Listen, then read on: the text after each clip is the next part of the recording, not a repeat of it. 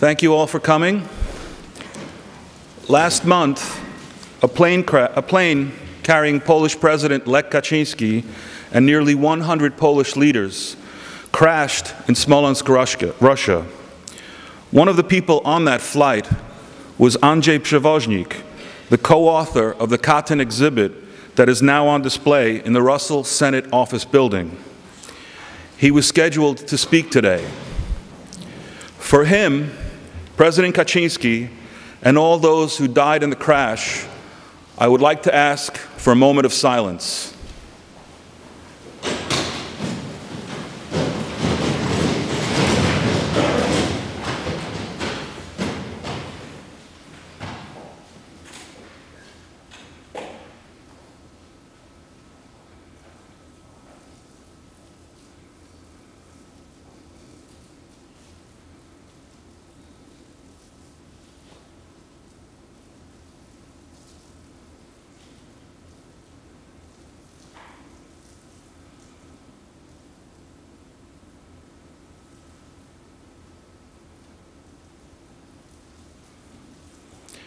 Thank you.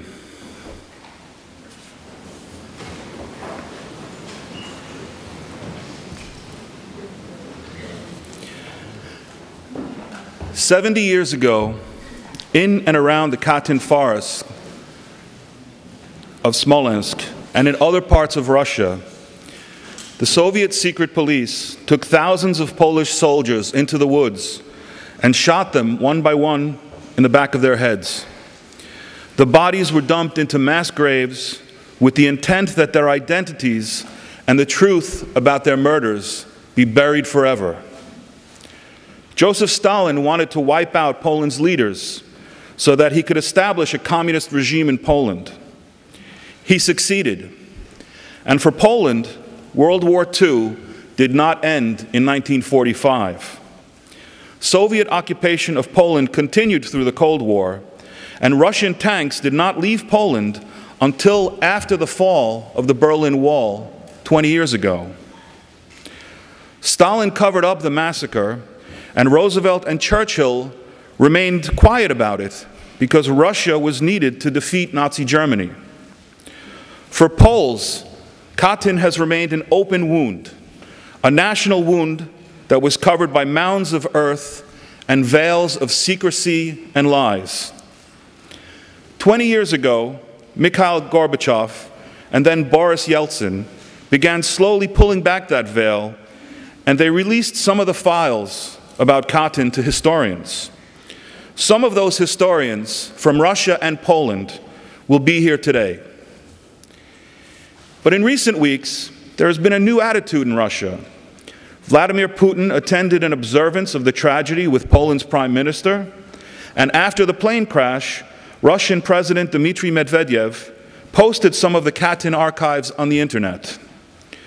While these files are files that historians have had access to over the past 20 years, the Russian public has not known about this. In fact, until recently, public opinion showed that only about 18% of the Russian public was even familiar with Katyn and that it was a Russian crime. But now, for the first time, Russians are learning about Katyn, and they can see these documents. Hopefully, Russia will open all of its archives on Katyn. And it's time also for the United States and Great Britain to do the same. That is the only way that this wound will ever truly heal. The huge Band-Aid that has covered this wound finally has to be taken off in one fell swoop so that this wound can be examined and finally heal. Only a month ago, many Poles thought that reconciliation with Russia was unthinkable.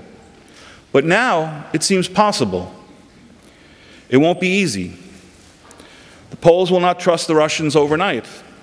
Even now, there are conspiracy theories about last month's plane crash.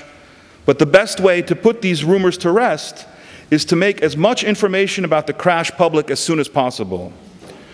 I am reminded by something that Ronald Reagan used to say when dealing with Moscow: trust, but verify.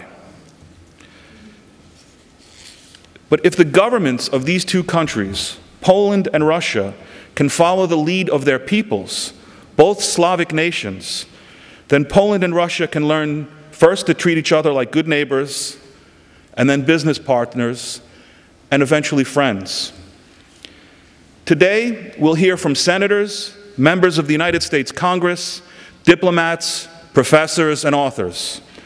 I would like to thank one of those authors in particular, Alan Paul, and I have to thank Marek Konarzewski and Grażyna Żebrowska of the Polish Embassy. They have worked tirelessly to make this happen. And of course, my heartfelt thanks go to Polish Ambassador Robert Kupiecki. For those of you who don't know about the Kościuszko Foundation, it was founded in 1925 and is dedicated to promoting and strengthening the understanding and friendship between the peoples of Poland and the United States through educational, scientific, and cultural exchanges. It's named after Tadeusz Kościuszko, the Polish general who played a major role in the American Revolution.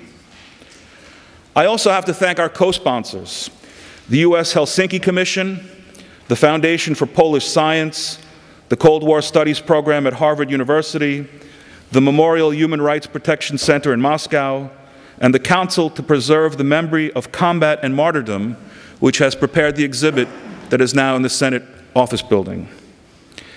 Today's speakers will be introduced as they come up, but I wanted to acknowledge a few people in the audience, in particular, retired U.S. Army Lieutenant General Edward Rowney, who is a proud Polish American.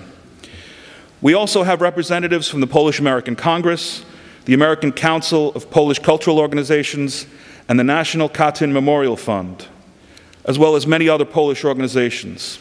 And of course, we must thank the hosts at the Library of Congress. It gives me great pleasure to introduce to you the Librarian of Congress, Dr. James Billington.